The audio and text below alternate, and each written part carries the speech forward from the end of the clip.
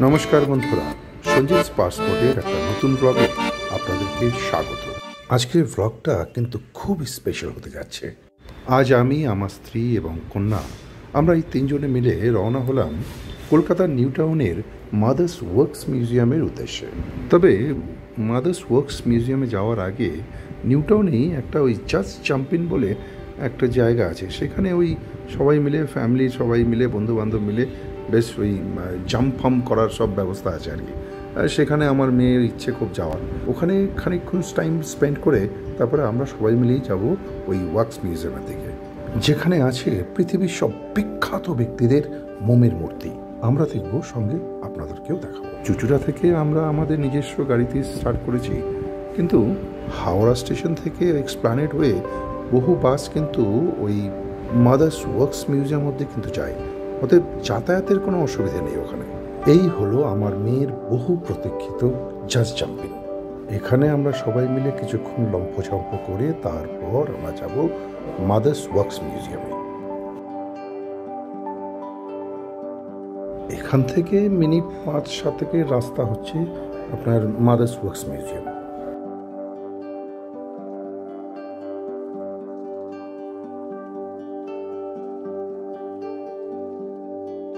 এই এসে গেছি, এই তো এই ডান দিকেই হলো ওয়ার্কস মিউজিয়ামটা।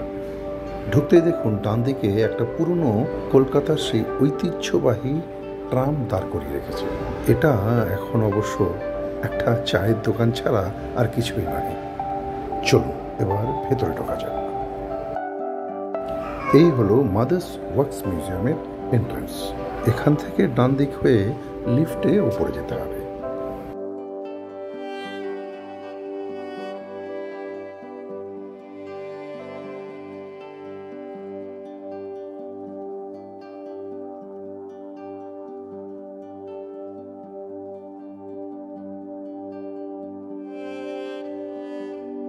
লিফট থেকে বেরিয়েই হলো টিকিট কাউন্টার, আর টিকিট কাউন্টার থেকে টিকিট কেটে আমরা তিনজনে ঢুকে পড়লাম মাদার্স ওয়ার্কস মিউজিয়ামে।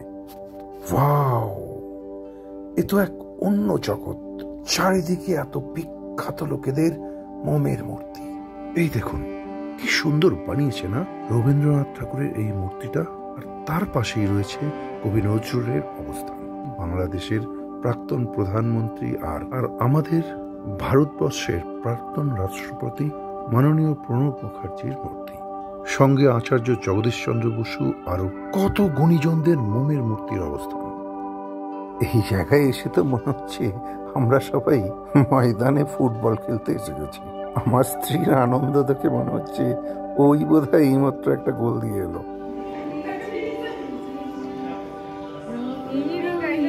লতা মঙ্গেশকর আর কিশোর কুমারের সঙ্গে গান গাইবার এইরকম সুবর্ণ সুযোগ কিন্তু আর কোথাও পাবেন না।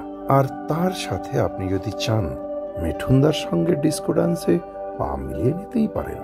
সাথে বিগ বিও কিন্তু বাদ যাবে না। ওই দেখুন কি মারছে আমার প্রিয় ডান্সার মাইকেল জ্যাকসন, আর তার পাশে আমার বৃদ্ধ বয়সের ক্রাশ অ্যাঞ্জেলিনা জোলি। ফ্রেমে বন্দি এই বিখ্যাত দুই স্টারকে চিনতে পারছেন কিনা বলুন তো? চিনতে পারলে কিন্তু অবশ্যই কমেন্ট করে জানাবেন। অস্কার বিজেতা এই সমস্ত বিখ্যাত ফিল্ম স্টারদের সঙ্গে সময় কাটিয়ে এগিয়ে চললাম সামনের দিকে।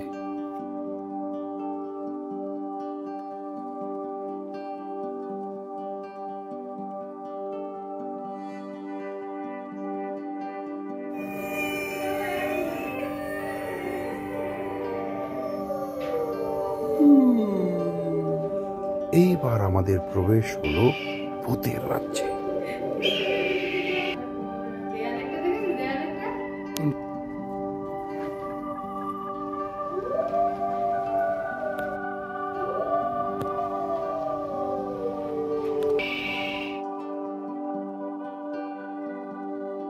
আর এইখানে এসে বিদ্যাসাগর মহাশয় আর শরৎচন্দ্র চট্টোপাধ্যায়ের দেখা পেয়ে একটু ইতস্তত হলামই বই কি।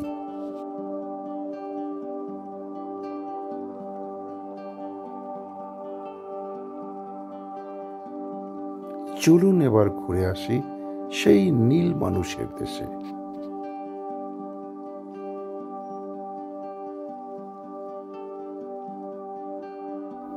এবার হলো আলোর কারসাজিতে নিজেদেরকে বিভিন্ন রঙে রাঙিয়ে নেওয়ার সময়।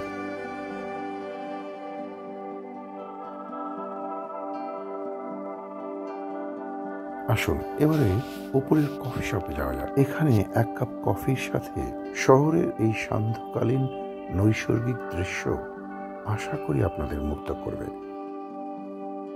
এবার ফেরার পালা। আবার দেখা হবে একটা নতুন ব্লগে। ভালো থাকবেন, সুস্থ থাকবেন।